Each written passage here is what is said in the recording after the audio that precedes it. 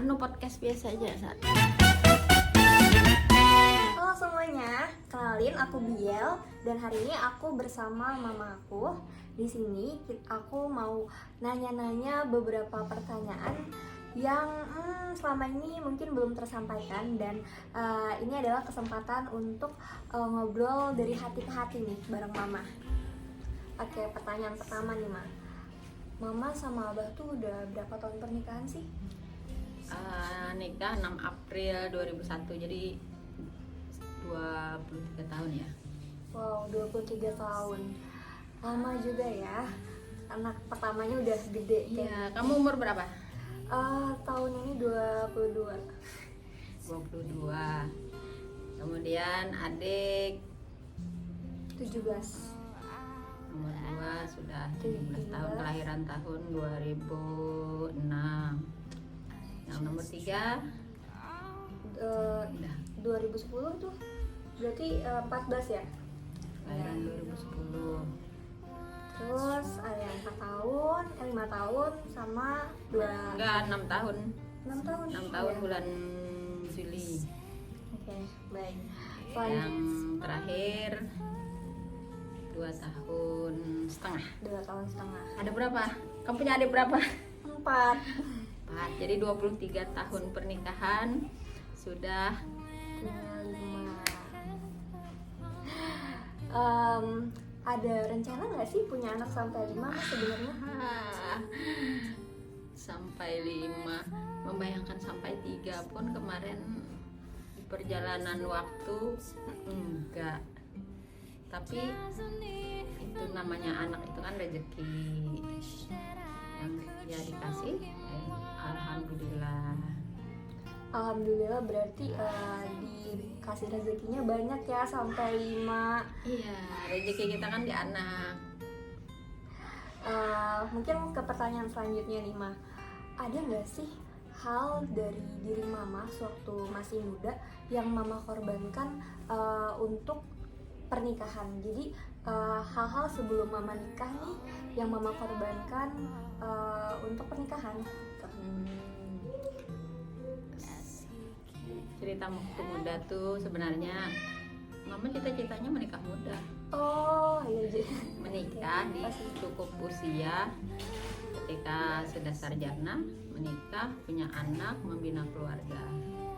Jadi sepertinya kalau waktu itu kawan-kawan, mungkin Mama dari satu angkatan itu yang paling cepat nikahnya. Nah, kawan-kawan masih sibuk dengan tugas akhir kuliah, Mama sudah sibuk dengan rumah tangga, dengan anak. Itu Karena alhamdulillah kemarin itu kan kita selesai paling cepat, kemudian menikah cepat, alhamdulillah rezeki juga langsung jadi bekerja langsung seperti itu. Kalau dari segi kepribadian nih, Ma, ada nggak sih kepribadian dari diri Mama waktu masih muda yang harus dilepas gitu demi menikah sama Abah? Misalnya dulu tuh terus gara-gara nikah sama Abah akhirnya mau nggak mau kepribadiannya kita terbentuk berdasarkan ikut suami gitu, suami kebiasaannya seperti apa kita juga jadi ikut gitu. Kepribadian yang waktu muda, Iya, karakter diri gitu. kayaknya yang namanya orang jodoh itu ada kesamaan-kesamaan, ada kemiripan-kemiripan, seiring sejalan aja. Cuma memang orang berumah tangga kan akhirnya ketika sebelumnya kita bebas berteman, kesana kemari dengan teman, apalagi Mama waktu itu kos kan, bebas mau sampai malam, mau ngapain aja untuk diri sendiri. Setelah nikah ya kita sendiri harus membatasi. Jadi kalau dari segi kepribadian fleksibel ya, nggak ada yang harus memangkas banget nih jati diri Mama sebelum nikah gitu. Kayaknya nggak ada. Nggak ada ya. Nggak ada Berarti biasa aja, kita saling terbuka, dibicarakan. Kalau memang tidak senang atau ada yang kita inginkan ya kita minta izin kita. Ada nggak sih hal atau hal apa yang mama takutkan dari pernikahan dulu waktu mama sebelum nikah, tapi ternyata setelah nikah tuh nggak kejadian gitu? Apa ya? Sepertinya yang ditakutkan malah takutnya itu malah takut tidak punya anak kayaknya. Iya, sekarang Sebelum malah nikah juga. takut. Karena dulu kan ada mitos mama itu kan waktu SMA, waktu remaja itu kan haid atau menstruasi itu kan sakit, perut sakit.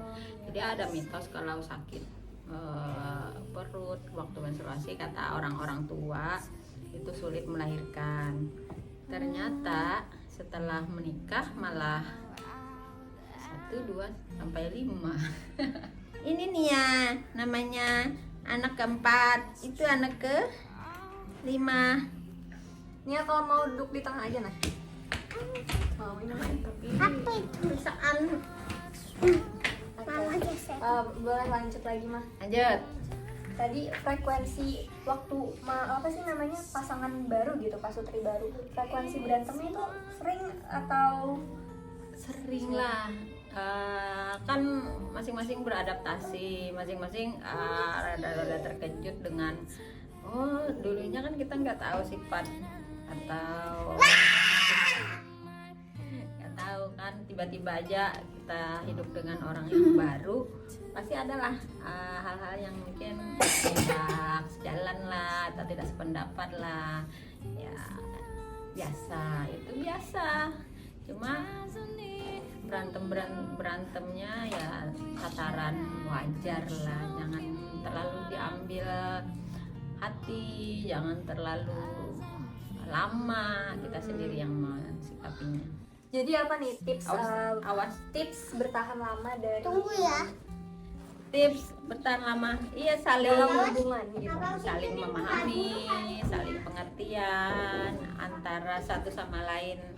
Ada yang harus mengalah, dan kita ingatlah bahwa kita punya keluarga yang anak-anak yang membutuhkan kita berdua. Jadi jangan egois lah, jangan mikir dari sudut pandang kita saja, tapi juga sudut pandang dalam satu perspektif keluarga. Jadi hal-hal seperti itu nanti akan lewat. Mungkin solusinya tidak sekarang, kita diamkan dulu, nanti cari lagi solusinya. Jadi seperti itu.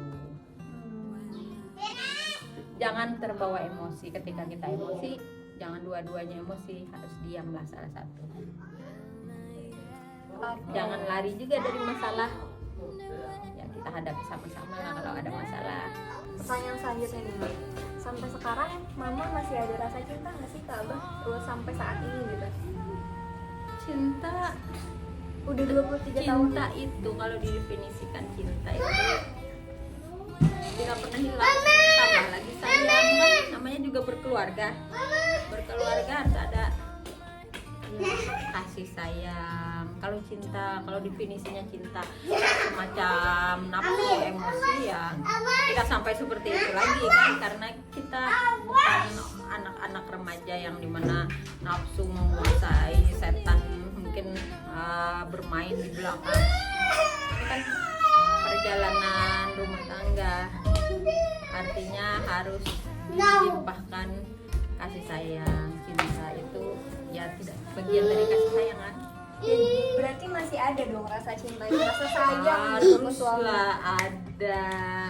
Kalau nggak sayang nggak nunggu-nunggu. Kalaunya pergi lama nggak dicariin. Kirain nyariin tuh karena mau gantian ini nih, gantian ngurus anak atau gimana. Sekarang balik lagi ke peran seorang ibu nih Mas. Hal apa sih yang mama sukai dari menjadi seorang ibu?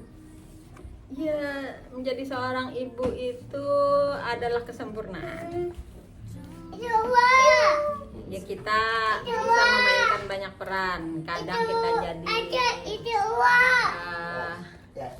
hakim, kadang kita bisa jadi penceramah, kadang kita jadi wasit, kadang kita jadi guru, kadang kita jadi perawat. Jadi seorang ibu tuh memainkan banyak peran. Paham kan maksud mama? Iya paham. Ngomong-ngomong dari menjadi seorang ibu, ada nggak sih atau karakter apa sih yang kira-kira mama develop gitu dari diri mama, dari membesarkan anak pertama sampai anak kelima? Karakter di diri mama sendiri gitu yang mama develop yang awalnya mungkin nggak ada jadi ada dari anak pertama sampai anak kelima gitu. Misalnya nih contoh ya, misalnya dulu waktu membesarkan anak pertama itu masih full marah-marah atau gimana, terus sampai udah anak kelima udah jadi ibu peri kayak gitu. Kayak gaya parentingnya berubah. Kalau ibu peri sih enggak, cuma memang anak pertama itu adalah tempat belajarnya seorang ibu. Jadi kamu adalah gurunya mama.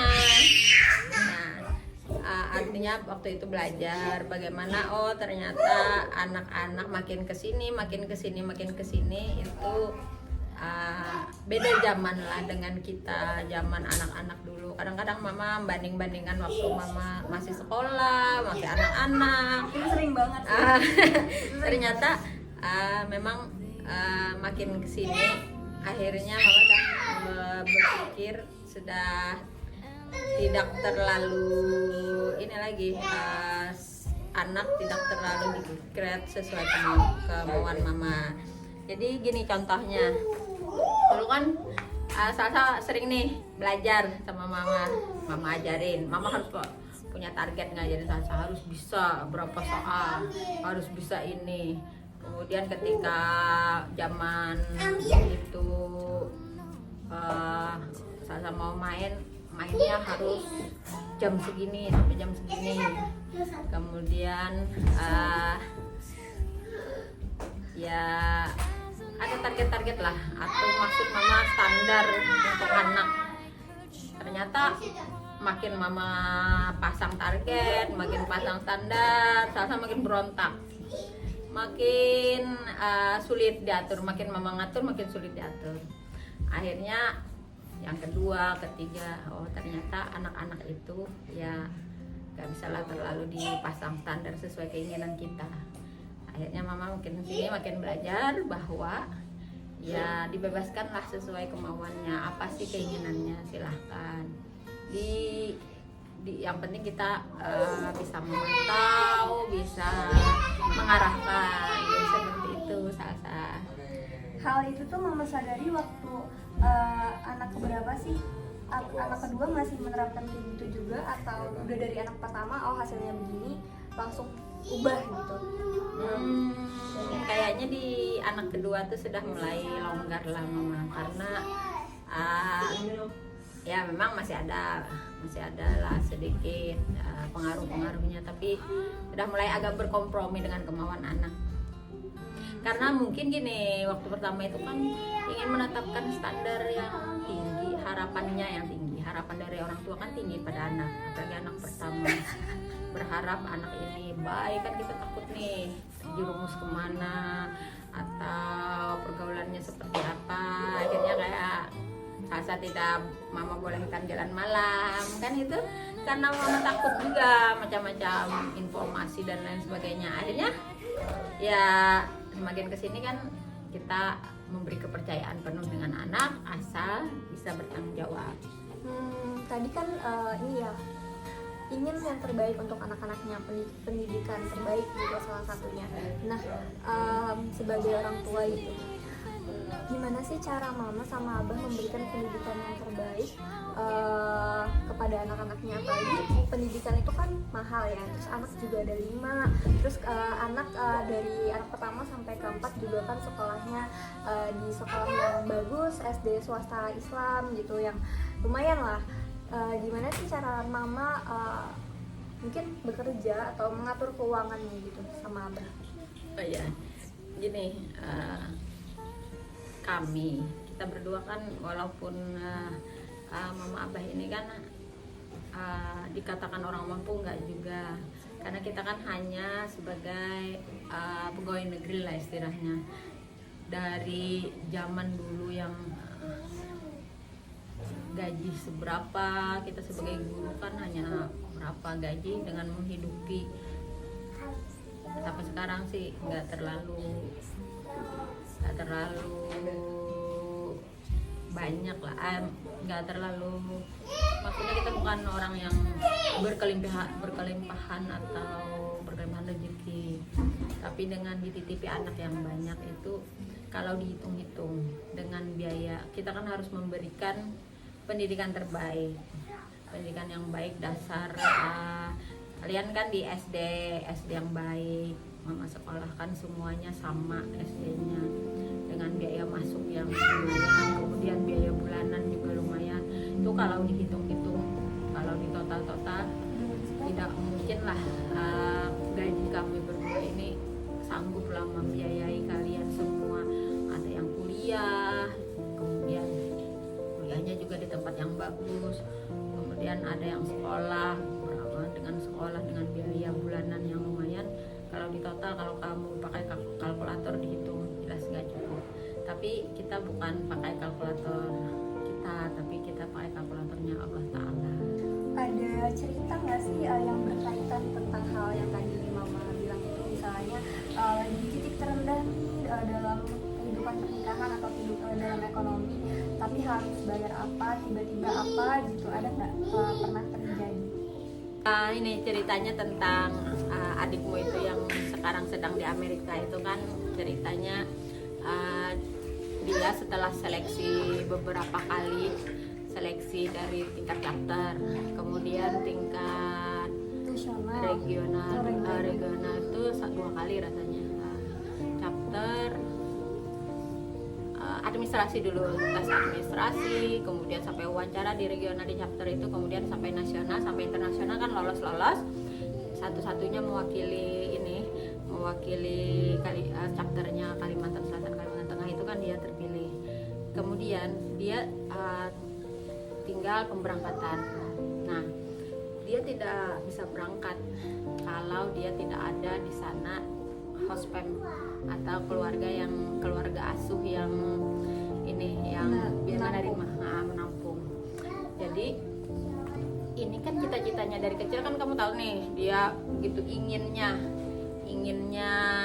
berangkat itu, bahkan sebelum masih lulus SD itu dipelajarinya, kuatnya keinginannya, sampai waktu masuk SMA aja dia harus mengkonfirmasi sekolahnya mengizinkan apa tidak untuk mengikuti seleksi tersebut, sampai kejadian sampai dia mengusahakan tercapai seleksi, tinggal 1 langkah lagi dia bisa berangkat kalau di sana, di Amerika sana ada hospemnya yang menampung. Nah, ini agak sesuatu yang bagi kami sesuatu yang sangat menguji iman, kemudian bukan menguji iman, pokoknya mempertebal keimanan.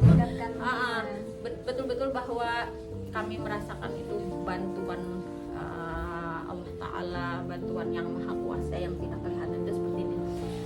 Jadi kan kita kan punya batasan waktu nih, kan adikmu tuh kan harus ke asrama lagi untuk sambil menunggu apakah dapat hospem. Itu kan ada 3 pemberangkatan tuh, ada tiga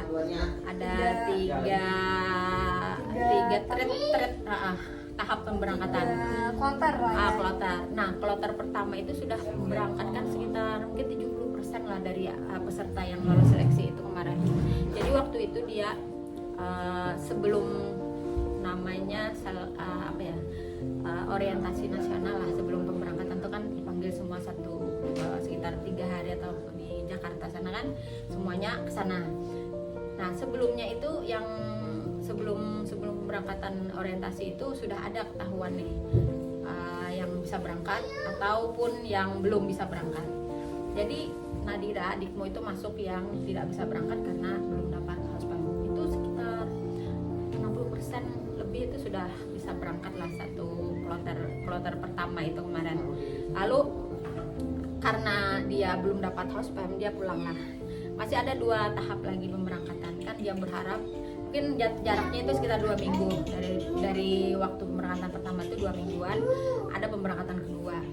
Pemberangkatan kedua itu harus ada menerima email pemberitahuan hospem itu sekitar 5 hari atau seminggu sebelum pemberangkatan itulah. Jadi 1 minggu aja waktunya. Jadi dalam 1 minggu ini apakah masuk ke kloter kedua itu, jadi nunggu nih. Qadarullah ternyata tidak masuk lagi Nadira.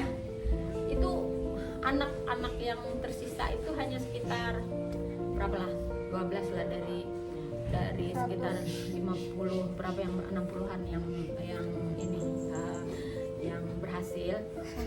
Jadi sisa sedikit aja lagi yang tidak berangkat di kloter 1-2 tadi.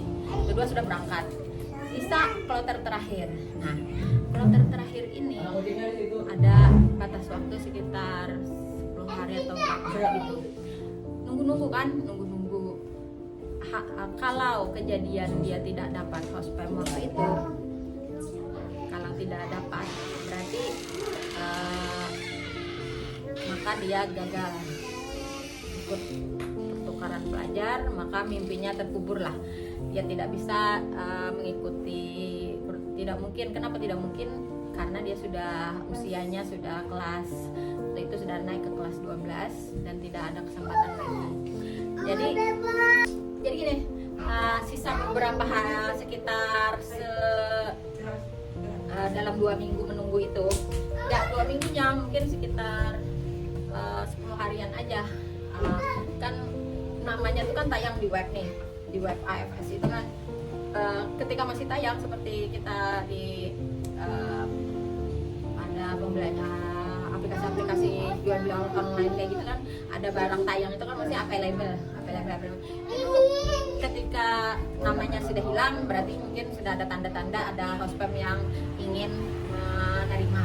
Ternyata kami hampir kami sebagai orang tua kan, mama abah di rumah, adikmu kan di asrama, karena kembali dulu ke sekolah walaupun dia sempat pamitan lah. Itu kena mental banget tuh, adikmu itu kena mental banget karena dia tidak bisa, sudah pamitan tapi tidak bisa berangkat karena belum ada kepastian berangkat, dan jadi balik ke asrama dulu sambil menunggu. Nah, ke asrama itu sekolahan tidak pakai HP, jadi kami yang harus ngecek HP, ngecek. Jadi kami tuh harus ngecek hampir kami dengan gini, di Amerika sana kan ketika siang, di sana malam kan, ketika malam siang. Jadi kami ngeceknya tengah malam karena di sana siang. Kami sampai hafal gitu nama teman-temannya yang masih available itu sekitar 10. Memang beda, ada beberapa organisasinya itu sekitar 6-7 orang itu. Sampai hafal orang lainnya ketika hilang namanya, kami sampai agak ini, oh ini sudah hilang berarti ini sudah ada, ini ada. Itu nama Nadira tuh masih ada tuh selalu, hampir mungkin sejam 2 jam kami dengan abah tuh ngecek email lagi, ngecek web AFS itu ada tidaknya. Nah, samping itu kami kan berdoa, namanya orang tua kan pasti mendoakan anak yang terbaik, tidak inginlah anak kecewa. Itu pun menunggu ini kan kami khawatir kalau sampai batas waktu tidak dapat, artinya kan terkubur mimpi anak. Siapa sih yang ingin anaknya kecewa?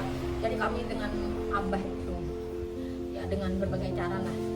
Nah, ketika itu gini kata kita kan diskusi bahwa kata ulama-ulama, kata para kiai bahwa yang memperlancar doa itu kan selain kita berdoa, sholat malam, itu kan ada dibantu sedekah katanya seperti itu. Lalu kami usahakan walaupun yang selama ini ada sih sedikit-sedikit tapi tidak fokus lah, maksudnya dengan meminta hal tersebut.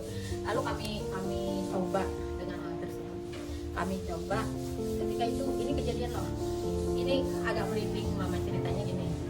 Mama kan waktu itu pernah nih sedekah dalam rentang waktu berbulan-bulan nunggu hospem itu, sedikit lah sedekah. Waktu itu kan kayak kita bisa.com, kemudian ada yayasan yang online yang kita tidak tahu, tinggal transfer, kemudian dia kirim WA gitulah, terima kasih katanya bla bla bla bla. Nah, itu adalah sedikit tapi tidak fokus lah. Kemudian ini ketika itu hari Jumat, ketika itu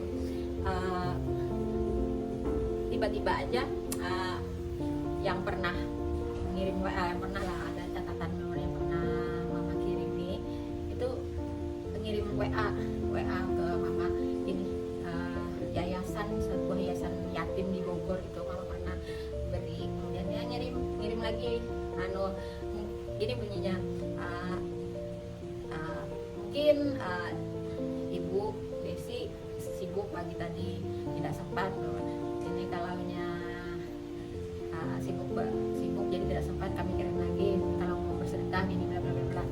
Ingatlah mama dengan Nadira kan, lalu dengan ikhlas, dengan itu langsung mama siap tahu ini yang menjadikan jalan lah untuk doa kita dikabulkan, lalu mama kirim, lalu mama berikan catatan di sana, tolong mintakan doa kepada anak-anak yatim Bapak bahwa supaya anak kami bernama ini bisa segera mendapat bla bla, seperti itulah intinya, supaya mendapat tasbih. Setelah itu malamnya itu kami cek, hilang nama Nadira. Mama dengan Abah itulah gembira, bisa jadi ini yang kemarin siang sore tadi ini kita minta doakan. Dia jawabnya kan ya ini sudah didoakan, bisa ini karena salah satu kita mungkin, jadi kita minta. Ternyata tidak sampai di sana ujiannya, mungkin ada kurang jelas atau gimana dari kita atau seperti apa, kita tidak tahu. Itu besok hari atau 2 hari itu nama Nadira yang sudah hilang muncul lagi. Kita down lagi kan, ketika muncul lagi di web AFS itu kayaknya ini ada masalah atau apa, berarti kita kurang kencang atau apa. Intinya kita diskusi, sudah sholat malam, kemudian saran-saran dari teman-teman juga seperti apa yang harus dibaca itu sudah kita lakukan. Kita sepakat dengan Abah, ini berarti harus kita kencangi lagi sedekahnya. Nah, malam waktu itu sisa mungkin 5 hari atau 6 hari lah dari deadline itu, dapatlah email pemberitahuan bahwa ini yang namanya sebelumnya itu kan Mbak Nadira cerita juga, ini ada Zoom dari panitia dari Jakarta, itu panitia nasional dengan orang-orang yang belum berangkat. Itu shock juga kami, Nadira itu down sama sekali. Zoomnya itu apa? Untuk memberikan penguatan bahwa adik kalau misalnya nanti kejadian tidak dapat hospital gini ini rasanya gimana. Teman-temannya kan sudah ada yang di Amerika sudah 1 bulan, nah, keinginannya hampir pupus, sisa sekitar 12-an orang yang waktu itu. Tahap ketiga, jadi ini sisa 5 hari tadi, kembali ke ini sisa 5 hari kan muncul lagi nih, berarti kayaknya ada masalah atau apa, kita khawatir, kita kencang lagi doanya. Tiba-tiba malam itu kami sudah doa dan lain sebagainya, malam besok kita harus kuat sedekahnya, sedekahnya kuat. Selain sholat malam kan sambil kami cek web email, siapa tahu dapat hospital kan, sisa 3 hari 4 hari dari deadline itu. Malamnya itu tiba-tiba loh, kan kami mikir ini sedekah kemana lagi, kita harus nyari siapa, sampai Abah nih nelpon yayasan yatim itu, minta nomor rekening, tapi yang dikenal lah di sini nanti, tapi kayaknya ada masalah gimana gitu. Akhirnya kayaknya nggak nyambung, nggak bisa. Waktu itu malam kan mau sedekah nih, intinya mau mempercepat doa kita terkabul. Tiba-tiba Isa atau apa gitu ya, dapatlah telepon mama dari saudara dekat lah, dari keluarga yang intinya keluarga ini butuh sekali uang, butuh sekali. Pikir mama, keluarga kita ini dia hanya pingin minjam, namun mama pikir kan, kata kan ilmu agama mama kan tidak terlalu tinggi juga, tidak terlalu paham juga, tapi mama ingat katanya sedekah terbaik itu kan, yang terbaik itu kan dengan keluarga itu dulu, yang paling dekat dari kita. Nah, mama dengan itu mungkin ini jalan Allah untuk menunjukkan kepada kita bahwa ini loh orang yang perlu kamu bantu. Nah, di situ mama dengan rasa tulus ikhlas langsung transfer kebutuhannya dan bilang tidak usah, ini bukan tolong doakan ini. Ya kan pasti berterima kasih banget karena ini memang perlu kan, karena dia nelpon kan pasti dia perlu. Kalau kita yang cari-cari kan belum tentu orang perlu kan. Nah itu malam kita udah. Besok hari ya itu tadi sekitar jam 10-an itu abah jalan kan, mama di sekolah nih, abah jalan, mama tuh kan ngecek email terus karena sisa 2 hari 3 hari udah deadline aja lagi kan. Kalau nggak dapat email udah selamat selesai, sudah mimpinya terkubur. Ternyata abah jalan cari yayasan yatim tadi, ada yayasan yatim di daerah mana, daerah sekitar Banjarmasin ini juga. Lalu dengan tulus juga seperti itu abah memberikan itu tanpa pengetahuan mama ya, tanpa pengetahuan mama. Itu ceritanya abah cerita setelah kami setelahnya lah. Jadi memberikan kepada yayasan itu, kemudian minta doakan dengan anak-anak yatim dengan tulislah ini anak saya namanya ini, tolong bantu doa agar segeranya dapat yang bisa menampungnya di sana agar mimpinya untuk ke Amerika itu tercapai. Nah itu hari apa kalau salah hari Jumat juga kan, hari Jumat di saat itu pukul 10:30 atau apa, mama kan cek email setiap 15 menit, cek emailnya Nadira itu kan, Nadiranya masih di asrama, tiba-tiba dapat email semua anak rasanya sampai teriak gitu, alhamdulillah email yang dinanti bukan lagi di web gitu, yang dinanti itu ternyata yang mau menerima itu, yang mau menerima hospem yang di sana sudah ada, ini namanya identitasnya. Itu langsung mama telepon abah dan ternyata abah, yang berapa dapat emailnya jam segini. Oh jam segitu abah lagi jalan ke ini dan itu luar biasanya dahsyatnya bahwa kami percaya kekuatan Allah yang menolong. Gimana bisa orang di belahan dunia sana terketuk hatinya untuk menerima anak kita, adik kita, anak yang dalam rumahnya mau menerima. Jadi waktu itu tuh luar biasa lah, wala quwata illa billah. Tidak ada daya upaya kecuali pertolongan Allah. Jadi semacam satelit lah, kita berdoa ke langit, dari sana mancar ke orang-orang Jamaika sana. Ternyata setelah sampai ke sini ceritanya hospemnya itu katanya dapat telepon dari orang yang sudah lama tidak berhubung, maksudnya sudah lama lah, yang anak asuhnya sudah lama tidak berhubungan lah, kemudian berhubungan lagi, nanya-nanya apa yang bikin kamu bahagia, katanya kata si hospemnya itu bahwa ketika aku ngangkat anak yang pertukaran pelajar itu. Nah di situ si suami juga di sisi lain, di tempat lain itu dapat semacam SMS atau chat WA atau gimana dari panitia sana, panitia lokal sana, volunteer di sana itu ke suami, ini loh ada anak lagi yang belum dapat, maukah, karena orang tuanya itu memang dulunya beberapa tahun yang lalu, sekitar 5 tahun lah sebelumnya itu memang pernah sering sampai 12 kali ngangkat anak, kemudian stop 5 tahun nggak lagi. Nah baru ini tiba-tiba si ayah angkatnya itu dapat telepon dari panitia lokal, ibunya dapat teleponan dari bekas anak angkatnya dulu.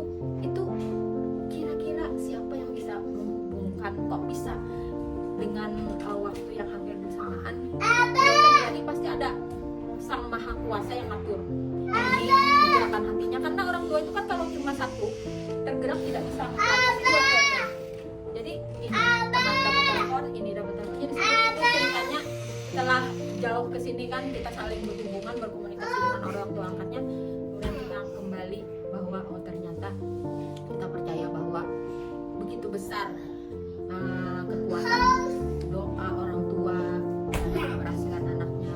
Kemudian begitu besar bahwa kita percaya di alam semesta ini ada yang mengatur, yang kita berdoa kemudian tiba-tiba saja semesta itu tergerak untuk membuktikan, mewujudkan doa kita itu. Siapa yang menggerakkan hati anak angkatnya itu nelpon mama angkatnya kembali, siapa menggerakkan hati panitia lokal itu nelpon orang tua ayah angkatnya itu, pasti ada kekuatan yang mempersatukan.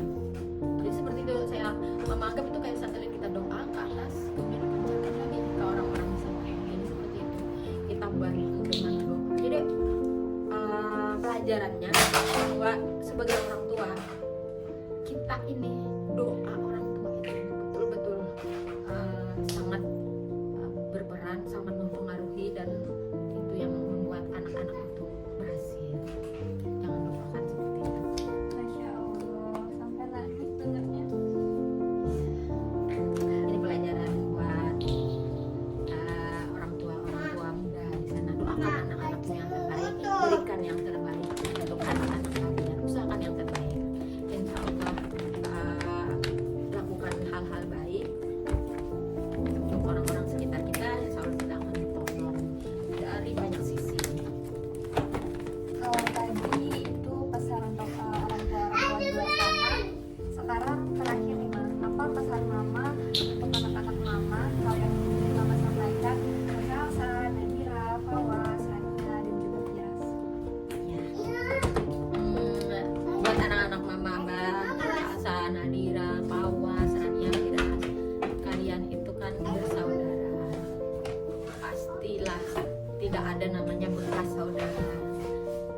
Seumur hidup kalian nanti itulah saudara-saudara kalian yang akan kalian saling membantu. Tolong kalau misalnya mama apa tidak ada, nanti kalau misalnya sudah tidak ada lagi mama abah nih, tolong kalian ingat saling bantu. Kalau misalnya satu orang dalam kesusahan, ingat yang lain harus bantu, saling mengangkat, saling